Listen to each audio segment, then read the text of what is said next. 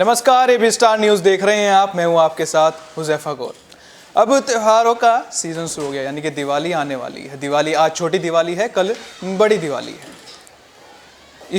इसी को देखते हुए प्रशासन की तैयारियां जोरों शोरों से है। डीआईजी और एसपी ने देवीपाटन परिक्षेत्र में धनतेरस व आगामी त्योहारों को लेकर गश्त लगाया, जिसमें दीपावली, भाई दूज जैसे त्योहारों के मौके पर उन्होंने शहर क्षेत्र के विभिन्न चौराहों पर पैदल गश्त लगाकर मुआयना किया, जिसमें भीड़ भाड़ वाले इलाकों में पैदल गश्त कर आम जनमानस को सुरक्षा का एहसास कराया। तो वहीं डीआईजी और एसपी ने बाजार के व्यापारियों, दुकानदारों से वार्ता करके त्यौहार संबंधित दिशा निर्देशों से अवगत कराया, जिसमें कोरोना गाइडलाइंस का पालन करने की भी बात की और गोंडा जिले के समस्त क्षेत्र वासियों को आगामी त्योहारों की हार्दिक शुभकामनाएं भी दी।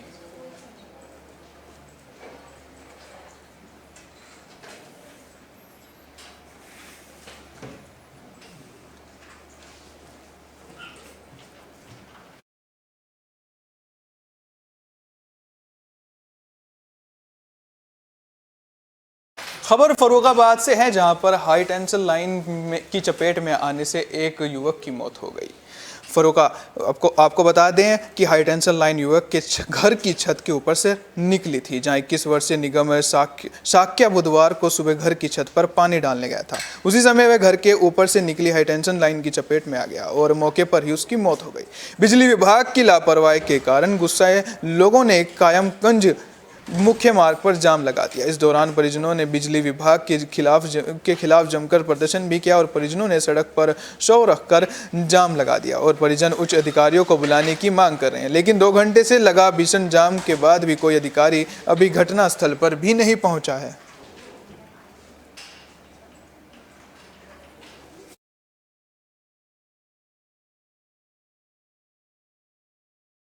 खबर फिरोजाबाद से सामने आ रही है, जहां वैक्सीनेशन लगाने गई एक टीम पर एक महिला ने हमला कर दिया।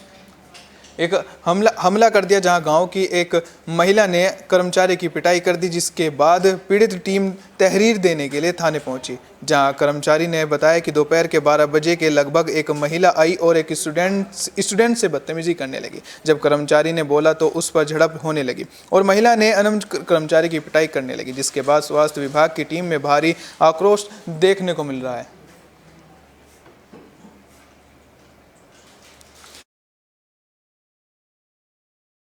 आराम से वैक्सीनेशन कर रहे थे। 12-1 के बीच में मेरे 60 टीके लग गए थे। तो एक महिला आई तो मेरे साथ स्टूडेंट सपोर्ट के लिए लगाए गए सब। तो वो महिला स्टूडेंट से बदतमीजी करने लगी। मैं लगी थी काम में, भीड़ काफ़ी हो गई थी, कम से कम 200 से 250 टीके लग जाते। तब मैंने उस लड़की से पूछा स्टूडेंट से क्या हो गया, जी ऐसे करी, और लड़की से वो कहने लगी अभी उठा के नाले में पटक दूंगी, और इसको एकदम पीछे से धक्का दिया। जैसे मैं खड़ी हुई तो उसने एकदम झपट्टा मारा मेरे ऊपर और नोचने लगी, बाल पकड़ के। वो तो मुँह पे पट्टा बना देना, पता नहीं कितना हुआ, मतलब मारपीट करने लगी। आपने कंप्लेंट पुलिस में की क्या? हाँ, मैंने अपने MIC को सूचना दी थी पहले। अभी सर मेरे साथ ऐसे हादसा हो गया है, तो वो मेरी पूरी टीम पहुंच गई। फिर उन्होंने SDM सर को फ़ोन किया, फिर यहाँ से पुलिस वालों को फ़ोन किया, तो यहाँ से SHO वगैरह सब पहुँचे। उत्तर प्रदेश के जिला रामपुर में तेंदुए से लोग काफ़ी परेशान हैं। तेंदुए ने अपना आतंक मचाया हुआ है, जिसको लेकर प्रशासन भी चौकन्ना हो गया। प्रशासन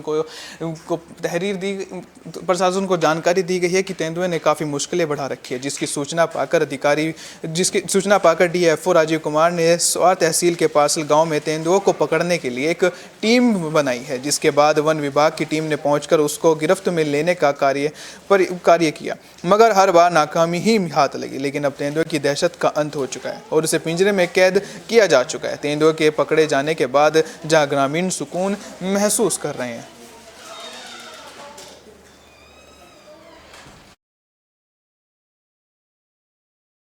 कि उसके जो पगमाता है वो कहाँ पर है, उस एनिमल का बिहेवियर कैसा है और उसका नेचर कैसा है। तो हमारी टीम इन चीज़ों पे काम कर रही थी, मेरे संपर्क में थी। हम लोग इन चीज़ों पे काम करने के बाद इस नतीजे में पहुंचे कि वहाँ पर लेपर्ड की उपस्थिति है।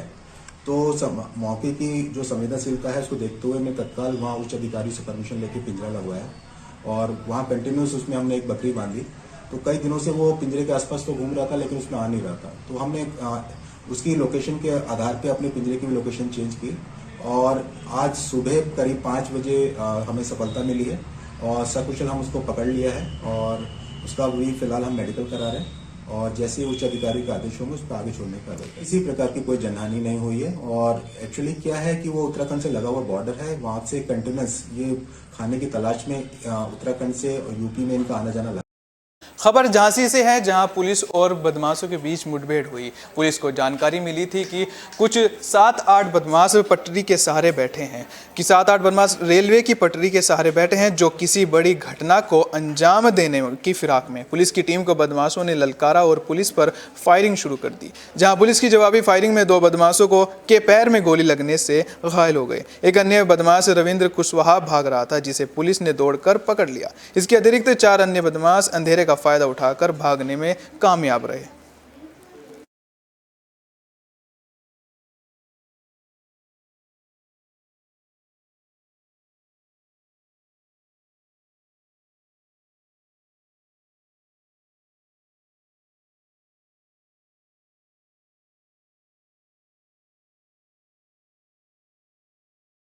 आज राकेश टिकैत बीजेपी सरकार के खिलाफ जमकर बरसे। वैसे तो आग वो बरसते रहते हैं, लेकिन आज उन्होंने ललितपुर से दिल्ली जाते समय आगरा के बाद गांव के समीप रुके, जहां टिकैत का भारतीय किसान यूनियन के कार्यकर्ताओं ने स्वागत किया। किसान नेता रणवीर सिंह के आवास पर कुछ देर कार्यकर्ताओं से बात की, जहां किसानों ने उन्हें खाद की किल्लत की परेशानी बताई, जिसके बाद टिकैत ने कहा कि देश भर में खाद की किल्लत हो रही है और ये सरकार खाद भी उपलब्ध नहीं करा पा रही है, जिसके चलते किसान आत्महत्या करने को मजबूर हैं। दिवाली बाद खाद की मांग को लेकर भी प्रदर्शन करेंगे, जिसके बाद टिकैत का काफिला आगे के लिए रवाना हुआ।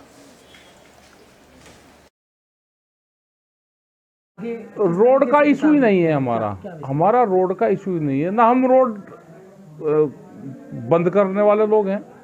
हमारा मसला तो 3 काले कानून का है, एमएसपी की गारंटी, बिजली अमेंडमेंट बिल, सीड बिल, ये है इशू रोड का तो है ही नहीं।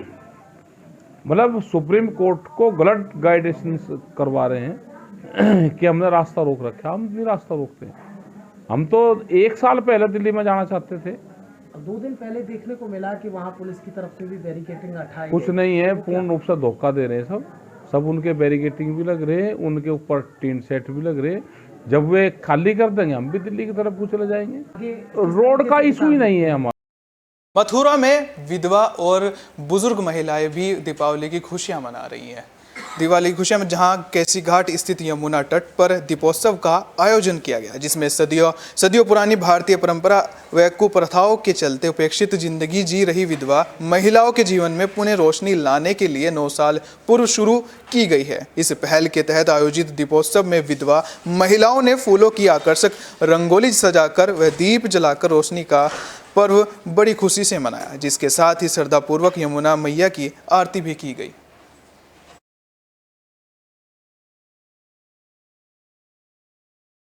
उत्तर प्रदेश की खबरों में फिलहाल के लिए इतना ही। दीजिए इजाजत, नमस्कार।